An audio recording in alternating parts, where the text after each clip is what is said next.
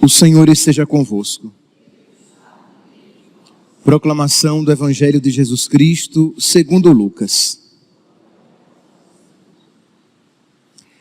Naquele tempo, disse Jesus aos seus discípulos: não existe árvore boa que dê frutos ruins, nem árvore ruim que dê frutos bons.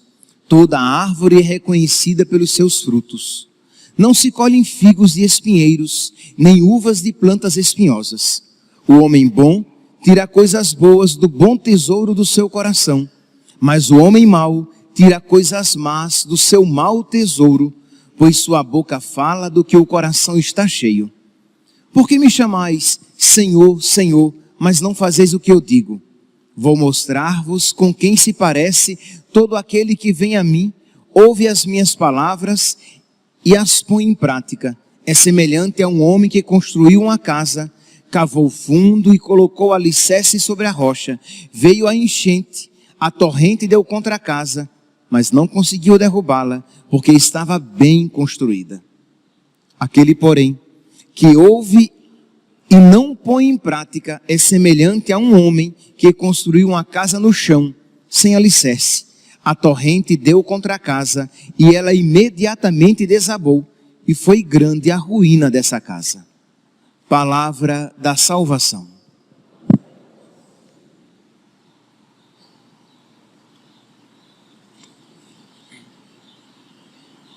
Caríssimos irmãos e irmãs, estamos celebrando a memória de São Cornélio, Papa, e São Cipriano de Cartago. São dois bispos, hein? Um bispo de Roma, São Cornélio e São Cipriano. Eles foram bispos ali em meados do século III, por volta do ano 250 depois de Cristo. E o imperador que exercia perseguição contra os cristãos nesse período era Décio.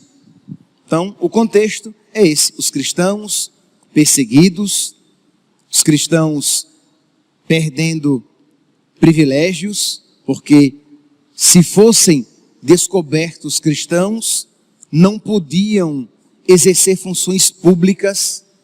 Os cristãos que, dependendo da circunstância, pagavam taxas, impostos mais caros por serem cristãos, mas não tem problema, o cristão sabia que Cristo vale muito mais. Se esse era o preço de ser cristão, de ter os piores empregos à disposição, ou de pagar maiores taxas, não tem problema.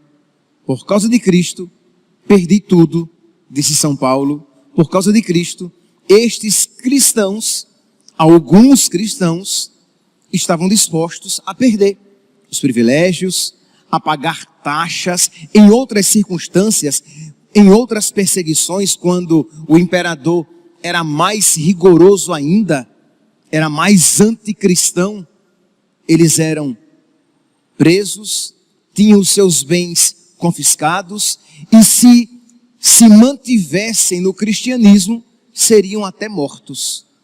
E nesse contexto, então, de perdas de privilégios, perdas de bens, perdas de oportunidade de ter uma boa profissão, uma vida tranquila, de prisão e morte, muitos cristãos então apostataram. Porque o que era exigido dos cristãos nesse período? Que eles fizessem um ato de adoração ao imperador. Era o que? Lançar alguns incensos, algumas pedras de incenso numa fornalha diante de uma imagem do imperador. Isso indicaria que ele era um adorador do Deus imperador. Consequentemente, para os cristãos, que ele era um idólatra. Aqueles que fossem católicos, cristãos, deveriam entregar os livros sagrados, as Sagradas Escrituras, os livros das Sagradas Escrituras que eles tivessem. E muitos cristãos, meus irmãos, para manter os privilégios, para não perder bens, estavam dispostos a perder Cristo. Muitos cristãos, para não serem presos, para não serem mortos, entregavam então, faziam o ato de adoração ao imperador, entregavam os livros sagrados, ou outros que tinham mais dinheiro, eles compravam o libelo. Isto é, porque quando a pessoa ia diante da fornalha do fogareiro, diante da imagem do imperador, e lançava uns grãos de incenso, e aqueles que tinham livros cristãos, entregavam os livros cristãos, eles recebiam um certificado de cidadão de primeira classe, de cidadãos do império. Então, outros cristãos, que não, nunca, jamais, imagine se eu vou jogar incenso para o imperador não é meu Deus. Não, nunca, jamais, imagine se eu vou entregar os livros sagrados, de jeito nenhum. Mas eles compravam os libelos, os certificados de adoradores. Eles não tinham adorado, mas para todos os que o viam com aquele certificado, todos achavam que, nossa, fulano adorou. Fulano entregou os livros sagrados. Por quê? Porque ele tem o libelo. Ele tem o cartãozinho de idólatra que ele comprou. E isso, meus irmãos, para os cristãos, era inaceitável. Isto é, o cristão, ele precisa ser e parecer cristão. Aqueles que de fato apostataram, jogando incenso para o imperador, reconhecendo como Deus e entregando os livros sagrados para serem queimados, aqueles pecaram. E aqueles que, embora aquilo não tivessem feito, mas estivessem parecendo, isso é, parecem aquilo ter feito, porque compraram, eram também indignos do nome de cristão. Por quê? Porque quando se apresentou a oportunidade de testemunhar Cristo, quando apareceu a oportunidade de sofrer por causa de Cristo, de perder algo por causa de Cristo, porque, meus irmãos, é muito triste quando uma oportunidade assim se apresenta e nós a perdemos. Hoje em dia, as pessoas querem ganhar algo, isto é, eu procuro a igreja, eu procuro Deus, porque crer em Deus faz bem, traz paz para o meu coração, me dá até saúde. Dizem os estudos, os especialistas, que quem tem fé é mais saudável do que quem não tem. Então eu quero ter fé. Tá bom, mas essa não deve ser a motivação de você ter fé, né? Porque percebe, a motivação aqui, ela é uma motivação imanente, natural. Eu busco Deus porque isso faz bem para a minha saúde. Eu busco Deus porque Ele vai curar as minhas doenças. Eu busco Deus porque Ele vai abençoar a minha vida e prosperidade. Eu vou pagar todas as minhas contas. Eu vou conseguir um ótimo emprego. O Senhor vai abrir as portas da prosperidade, da abundância. Aleluia. Eu acho que esse não é o objetivo de nós buscarmos Cristo. Pelo amor de Deus. Porque percebe, eu estou buscando Cristo, mas na verdade, o que eu estou buscando é o quê? É um bem criado. Um bem deste mundo. Eu quero dinheiro. Eu quero saúde. Eu quero conforto. Eu quero tranquilidade. Então eu busco Deus. Então há muitos que buscam Deus com segundas, terceiras, quartas, quintas intenções. E todas essas intenções imanentes, criadas, naturais, humanas. E a pergunta é, e quando buscar Deus lhe ocasionar problemas? quando buscar Deus, lhe terá paz neste mundo. Isto é, porque você crê no Deus verdadeiro, você é perseguido, você pode perder o seu emprego, você pode perder os seus bens. E aí, o que você fará quando isso acontecer? Porque, meus irmãos, não tenhamos dúvidas, isso vai acontecer. Pois bem, mas voltemos aqui, lá atrás. Então, muitos fizeram isso, ou para não perderem os seus bens, para não perder os seus benefícios, adoraram o imperador, entregaram os livros, ou se transvestiram de pagãos, pensando-se ainda cristãos, mas quando na verdade, quem se envergonhar de mim diante dos homens, eu me envergonharei dele diante do meu Pai que está nos céus. Isto é, eles diziam, não, o que importa é o que está no meu coração. No meu coração eu adoro Deus. Mas os meus gestos não querem dizer nada. Querem dizer sim. Que história é essa? De que você comprou, mas você escandalizou, porque muita gente, vendo você com o cartão de cidadão do império, disse, fulana fez o que era necessário, né, adorou o imperador para ganhar aquele certificado. Pois bem, a perseguição passou, eles se arrependeram e quiseram voltar para a igreja. E aí, três tendências, apenas uma verdadeiramente católica, três tendências surgiram.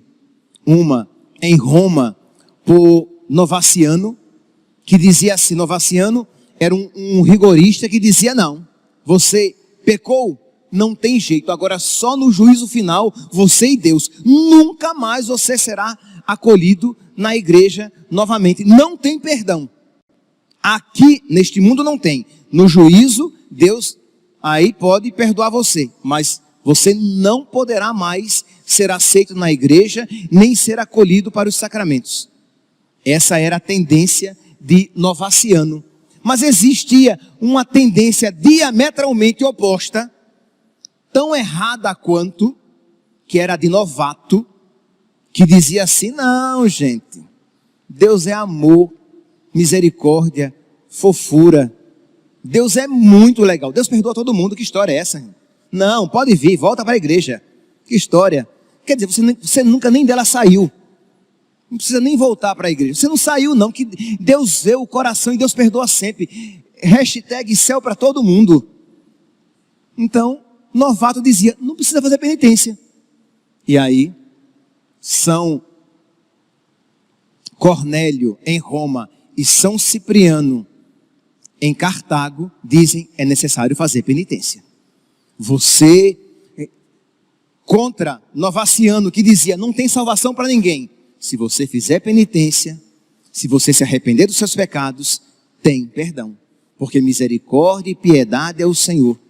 Ele é amor, é paciência, é compaixão. O Senhor é muito bom para com todos, sua ternura abraça toda a criatura. Nada de desespero de salvação. É pecado contra o Espírito Santo. Se você se arrepender e se empenhar, a graça de Deus, que já está operando no seu arrependimento, vai sustentar você nas obras boas e você alcançará a salvação.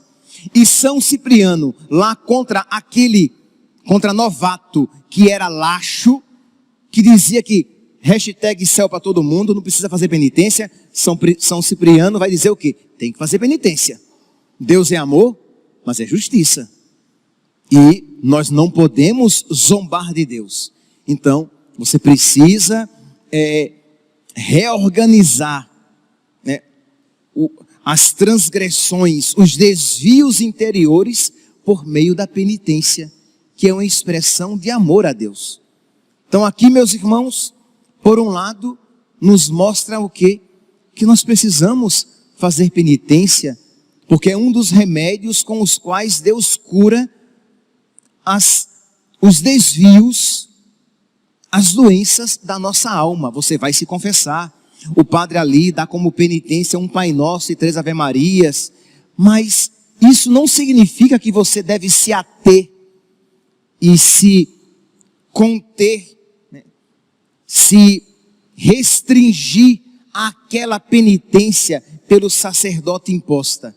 Mas você pode e deve fazer penitência, outras penitências, pedindo a Deus que cure, que sare os desvios da sua alma. Se você percebe que você é preguiçoso espiritualmente, se você percebe que na sua alma existe sempre a tendência contra a qual você precisa lutar, de sempre buscar o que é agradável e fugir do que é desagradável. Cuidado, isso é perigosíssimo, porque às vezes o pecado, e não são poucas as vezes, o pecado se apresenta a nós como agradável e a virtude como desagradável, porque se nós estivermos enganados pelo pecado, os nossos afetos estarão doentes, de modo que aos nossos afetos a virtude sempre se apresentará como algo chato, custoso, cansativo, enfim,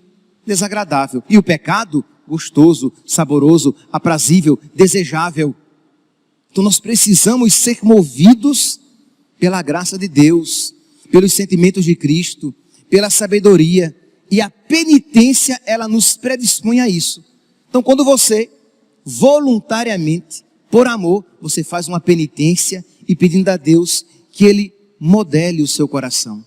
Senhor, ensina-me, Senhor, a amar a Tua vontade. Ensina-me, Senhor, a Te amar crucificado, a querer me crucificar contigo, a completar na minha carne, a completar o que falta na minha carne da Tua paixão. E isso, meus santos, é uma graça que vem do alto, porque por nós mesmos, nós sempre iremos querer o que é agradável e fugir daquilo que é doloroso. Mas, se nós pedirmos, o Senhor nos concederá. Procurai e achareis. Batei e vos será aberto. Pedi e vos será dado. E a penitência é uma forma de pedir a Deus. É uma forma eloquente de petição. Quando você faz uma penitência, demonstrando por meio dela o seu desejo de ter um coração renovado. E esta, meus santos, isto é, ter um coração penitente, é a condição da possibilidade de nós resistirmos nos dias maus. Porque dias mais maus se aproximam. Nós muitos de nós pelo menos, experimentaremos isto que os cristãos lá no século III estavam experimentando. Chegará o tempo, e não está longe, em que para ser professor, você precisará renunciar a Cristo, a verdade de Cristo e a sua igreja, porque você terá que ensinar ideologia de gênero nas escolas. E a pergunta é, você vai querer permanecer no seu emprego e perder Cristo? Ou você vai escolher Cristo e perder o seu emprego? Ah, padre, mas eu tenho filhos. Eu sei, meu santinho, minha santinha, não é algo fácil. Mas os nossos irmãos cristãos, lá no século III, eles também tinham, e eu garanto, eles tinham mais do que nós, tá? Eles também tinham filhos. Mas eles sabiam que a maior riqueza que eles poderiam deixar para os seus filhos era o exemplo de fé. E eles estavam dispostos a morrer por causa de Cristo, a perder os privilégios de então, para ter o privilégio de ser amigo de Cristo. Então, nós não estamos longe de um cristão não poder, pelo menos no sistema público, não poder mais ensinar. Porque ou ele terá a marca da besta, sem a qual ele não poderá comprar e nem vender. E entendamos aqui que por marca da besta, não é necessariamente uma marca física. Mas se você não estiver dentro do sistema, você dele não participará. Você não compra, você não vende, você não terá uma vida boa, porque você não tem a marca do sistema. Ora, você é médico, mas se você não estiver disposto a fazer abortos, a fazer cirurgias de mudança de sexo, você não poderá exercer a sua profissão. Quantos psicólogos já hoje em dia sofrem perseguição? Por quê? Porque não estão de acordo a dar conselhos que estejam antenados em comunhão com aquilo que hoje se tem por virtude.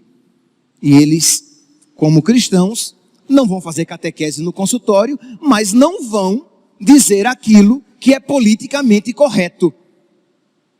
E o funil, a situação vai se afunilar cada vez mais, de modo que o cristão terá cada vez menos privilégios, terá cada vez mais punições, cada vez mais dificuldades, até a perseguição propriamente dita. E isso já está acontecendo em outros países. Eu estou apenas dizendo que nós, do Brasil, da terra da Santa Cruz, nós iremos experimentar isso. Porque em outros países, cristãos católicos já estão experimentando. Isto é, cristãos católicos, porque são fiéis à única igreja de Cristo, que vivem miseravelmente e às escondidas, clandestinamente, participando da missa clandestinamente, que o digam os cristãos na China, por exemplo. Então, não pensemos, meus irmãos, que esta realidade está longe de nós. Mas a pergunta é, quando isso nos visitar, qual será a nossa atitude? Ora, se você traz em você aquela atitude, aquela postura de sempre buscar o que lhe é agradável, sempre buscar aquilo que vem ao encontro dos seus desejos meramente humanos e naturais, você vai sucumbir. Mas se você se exercitou na penitência, nas pequenas coisas, se você tem se exercitado a, por amor a Cristo, renunciar pequenas coisas, coisas lícitas até, a sua alma estará forte, a sua vontade estará cheia de sabedoria, para que você possa exercitar esses músculos espirituais nas grandes renúncias, para que você tenha a força necessária para renunciar por causa de Cristo grandes coisas, porque você exercitou esta capacidade de renúncia nas pequenas coisas. Mas se você vive fugindo das pequenas renúncias, como é que você vai abraçar as grandes? Se você vive fugindo dos pequenos Cristos crucificados que se apresentam na sua vida, como é que você vai abraçar o grande Cristo crucificado na grande tribulação, quando ela acontecer?